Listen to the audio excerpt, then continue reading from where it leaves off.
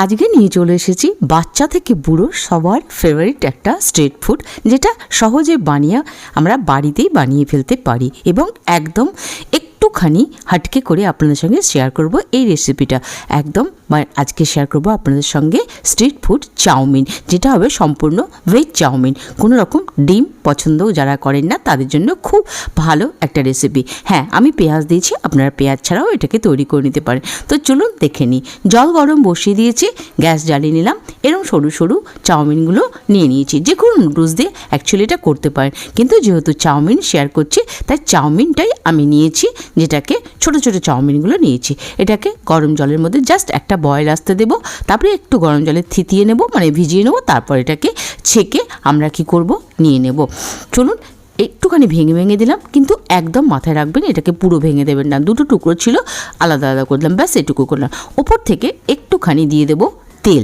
তেল দিলে কি হয় বলুন তো? তেল দিলে যখন আমরা ছেঁকে এটাকে আলাদা করব তখন একটার গায়ে একটা স্টিক হয় না, এবং অনেকক্ষণ ধরে এই চাউমিনটা আপনি রেখে দিতে পারবেন, বাচ্চার টিফিন বক্সও দিতে পারবেন, চিপকে যাবে না, বাচ্চাদের খেতেও ভালো লাগবে এবং সুবিধে হবে খেতে। তো দিয়ে দিলাম একটুখানি চাউমিন। যতক্ষণ যতক্ষণ চাউমিনটা সেদ্ধ হচ্ছে ততক্ষণ আমরা ভেজিটেবল কেটে রেখেছি সেটা দেখিয়ে দিই। গাজর এটা নিয়েছি আমি, পেঁয়াজকলি এখানে একটা চেঞ্জেস করে দিয়েছি আমি, যেটা আপনারা অবশ্যই ইউজ করে দেবেন।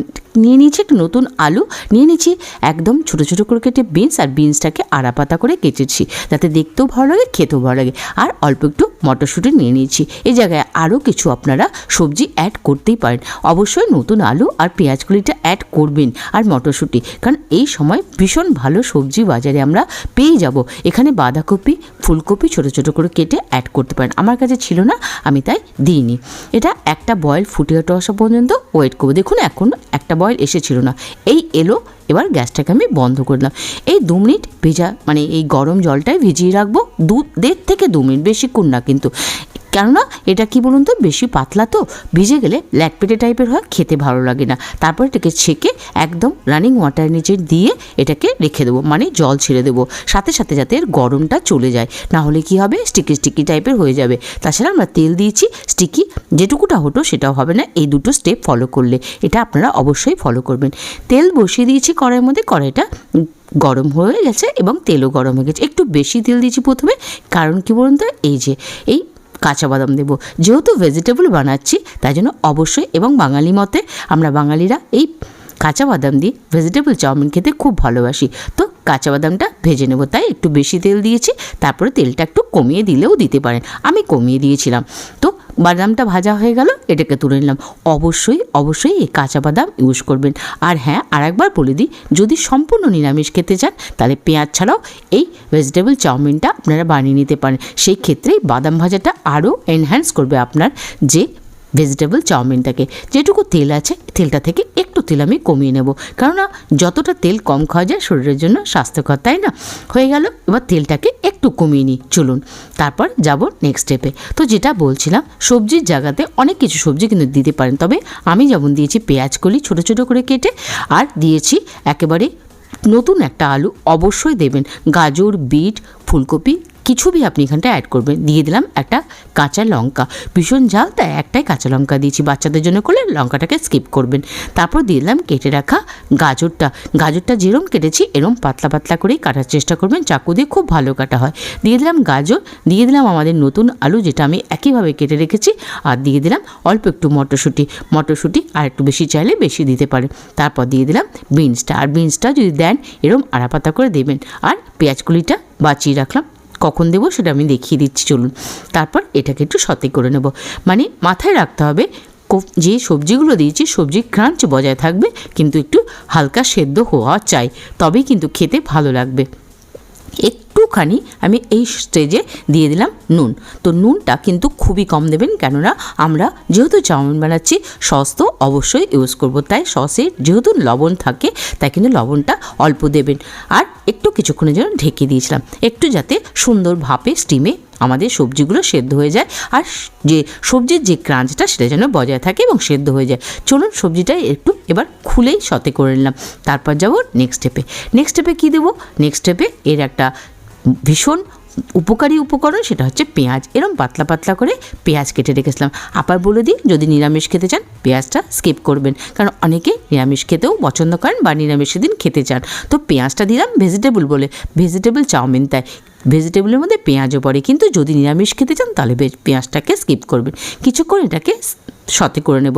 হ্যাঁ, মাথায় রাখবেন পেঁয়াজটা কেন পরে দিলাম, কেননা পেঁয়াজ না এই চাউমিনে বা নুডলসে যদি বেশি ব্রাউন হয়ে যায় খেতে ভালো লাগে না, তাই জন্য পরে দিলাম। আর একটু আলুটাকে চেক করে নিলাম, কারণ আলুটাই একটু সেদ্ধ হওয়া দরকার ছিল, বাকিতে সবই কাঁচা খাওয়া যায়। আর এই স্টেজে দিয়ে দিলাম আমি আমার পেঁয়াজকলি কেটে রাখা, আর একটুখানি বাঁচিয়ে রাখলাম। কেন সেটা পরে বলে দিচ্ছি।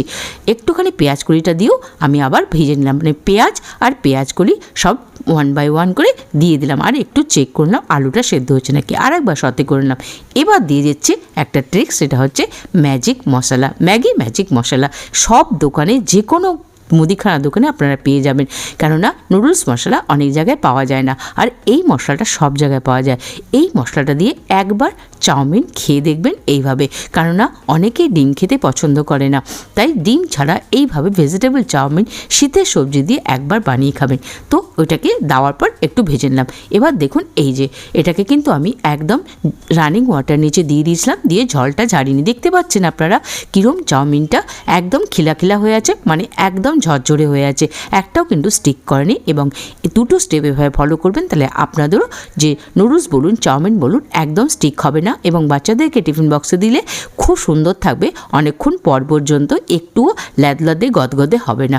তো এটাকে সুন্দর করে এখন সবজির সাথে এবং মশলা যেটুকুটা আছে তার সাথে মিশিয়ে নিলাম। এবার এইভাবে না, যেমন স্ট্রিট ফুডে করে, একটু চালিয়ে নিতে হবে হাত দিয়ে, কেননা তারা করে ওকে, মানে লোহার যে ওক হয় তাতে। তো আমরা তো এমনি কড়াইতে করছি, আমরাও এখানে একটু এরম করে করলে খেতে ভালো লাগবে।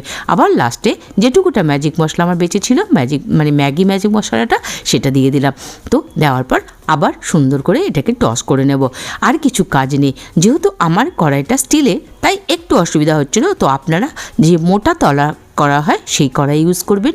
আর দিয়ে দিলাম এখানটায় একদম অল্প একটু সয়া সস অবশ্যই দিবেন, আর একটুখানি দিয়ে দেব tomato sauce. Soya sauce tomato sauce অবশ্যই করে ইউজ করবেন। বাচ্চারা টমেটো সসটা খুব পছন্দ করে, যদিও আনহেলদি, মাঝে মাঝে খাওয়া যেতেই পারে। দিয়ে এবার এইভাবে একটু টস করে মিশিয়ে দেবো সমস্ত মশলাগুলোকে, মানে সেই যে ম্যাজিক মশলাটা, আর দিয়ে দিলাম আমাদের সসটা, সবটা মিশিয়ে নেব।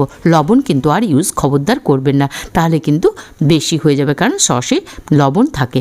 দিয়ে এটাকে সুন্দর করে একটু টস করে দেব, আর একবার এরকম নাড়িয়ে আপনারাও এইভাবে করবেন। লাস্টে আর একটা জিনিস দেবো, সেটা কি বলুন তো, চলুন বলে দিই। একটু নাড়িয়ে দিলাম ফোক দিয়ে, তাতে কি হবে, ফোক দিয়ে নাড়ালে কি হবে, আপনাদের যে নুডলসের যে ইয়েগুলো, মানে চাউমিনগুলো ভেঙে যাবে না, সুন্দর থাকবে। তাই একটু ফোক দিয়ে, মানে কাঁটা চামচ দিয়ে নাড়িয়ে দিলাম। এবার লাস্টে দিয়ে দেবো একটু গোলমরিচের গুঁড়ো, যেটা আমি ঘরে তৈরি করে রেখেছি। অবশ্যই আপনাদের কাছে কেনা থাকলে কেনা দেবেন, কিন্তু অবশ্যই দেবেন, লাস্টে একটু গোলমরিচের গুঁড়ো দেবেন।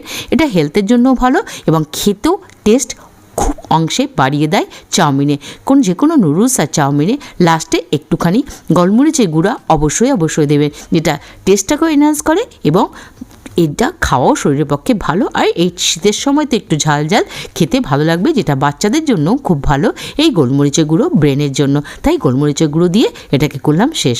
চলুন লাস্টে যে বাদামটা ভেজে রেখেছিলাম, সেই বাদামটা কিন্তু আমি মিশিয়ে দিলাম। বাদামটা অবশ্যই ইউজ করবেন, যদি খেতে না ভালোবাসেন তাহলে আলাদা ব্যাপার, তবে লাস্টে বাদামটা দিলাম, কেননা ক্রাঞ্চটা যাতে বজায় থাকে বাদামে। এবার করে দেবো এটাকে সার্ভ। হয়ে গেছে আমাদের ভেজিটেবল চাউমিন।